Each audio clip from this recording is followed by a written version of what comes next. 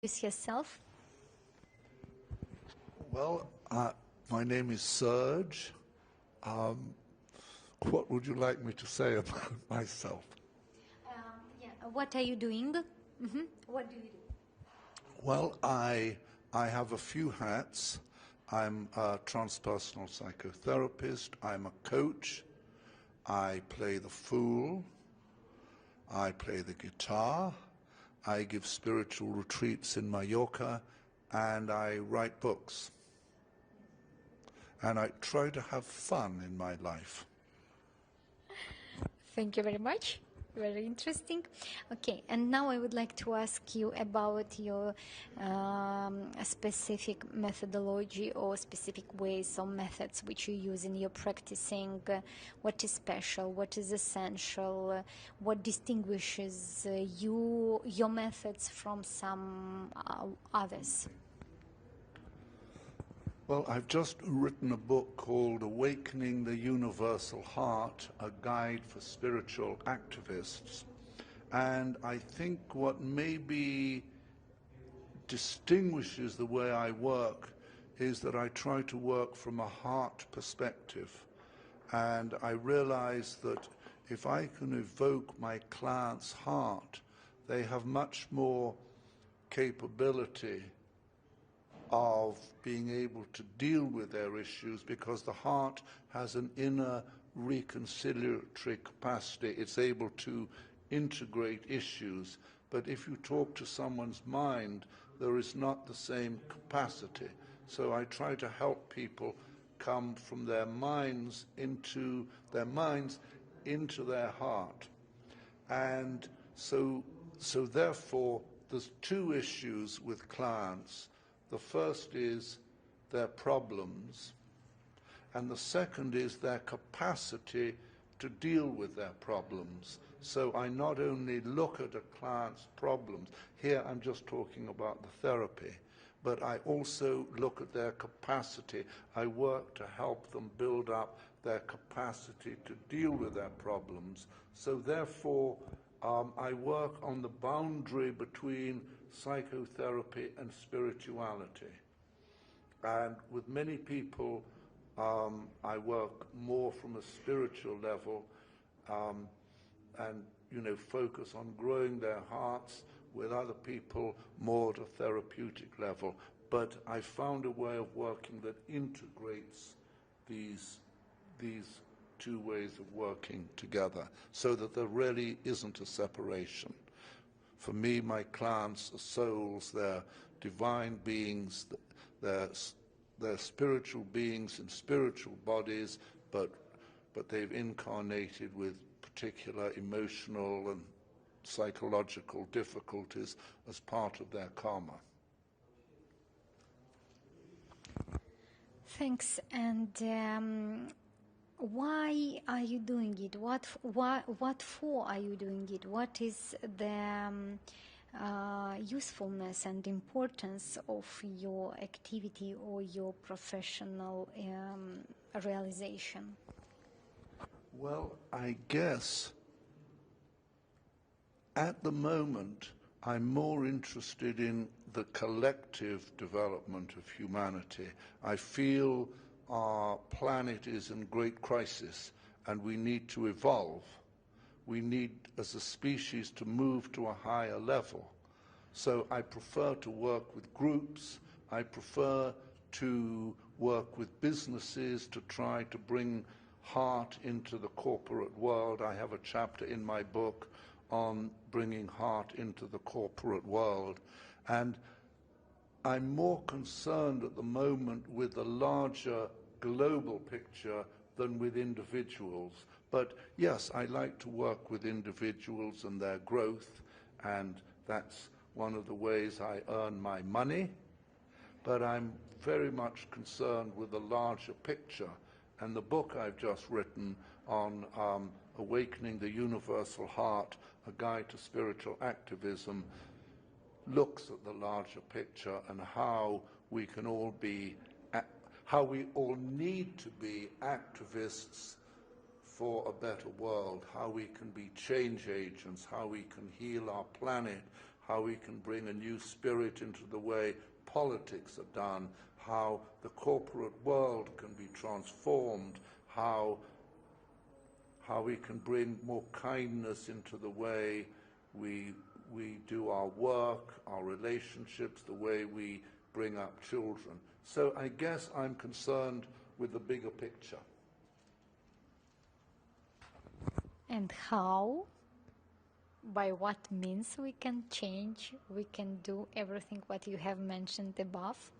Maybe just several recommendations or several challenges which every one of us can do in their personal life to advantage or to improve the life in general for people around us, or community, let's say.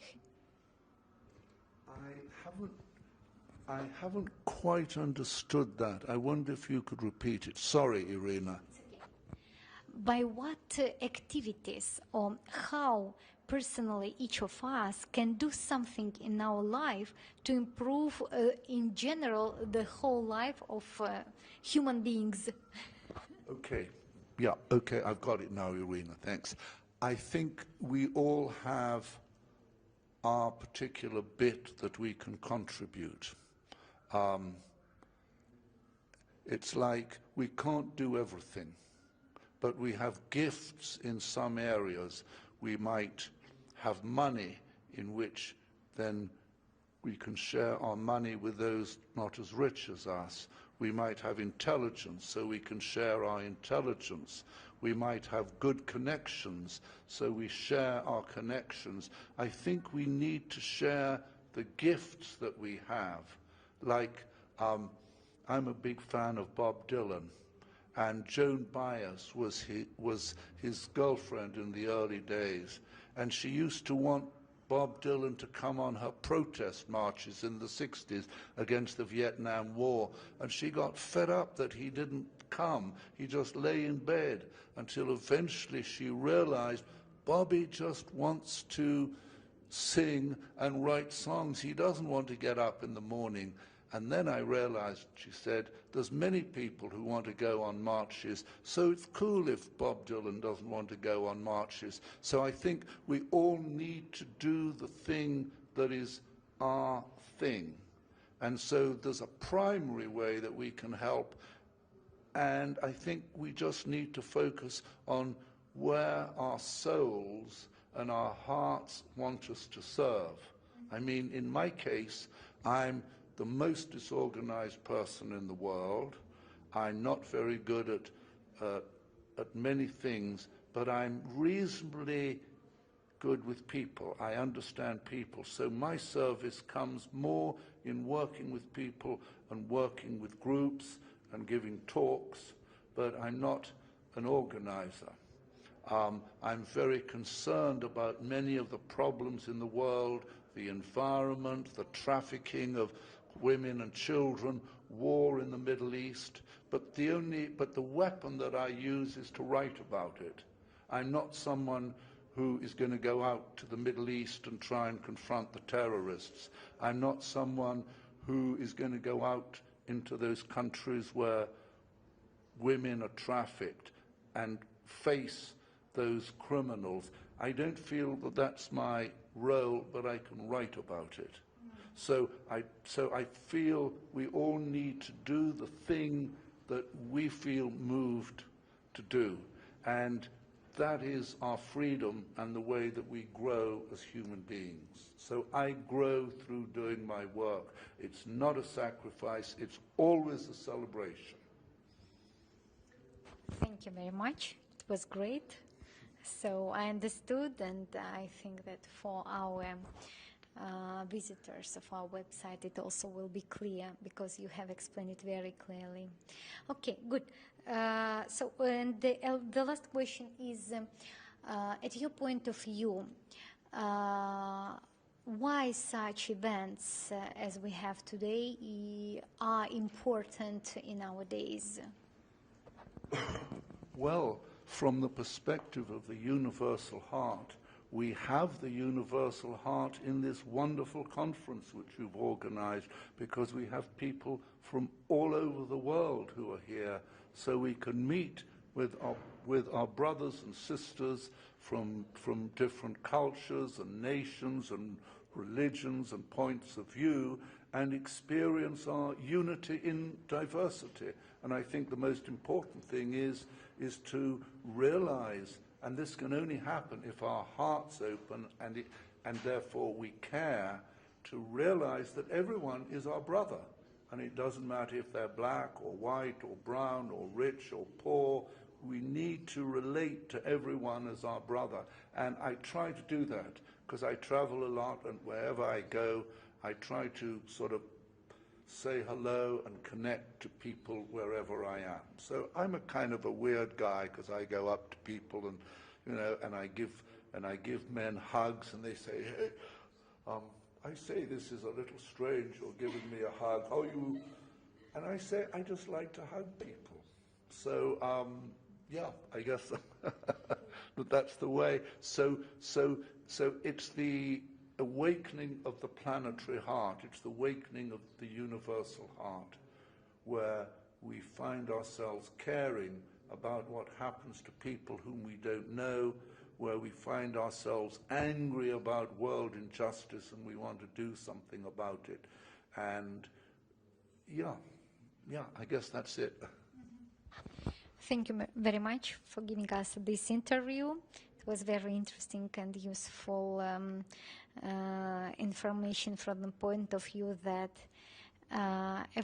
every of us can contribute to do something, to improve something in a more advanced level. Am I right? Yes, I've got one more thing. You're welcome. My aim is to start a center of spiritual activism where I can turn everyone on, that all of us need to realize there's urgency in the world, and we can't wait for the guys on top to fix things. Actually, they're mainly the guys who've got us into the mess with all their cleverness.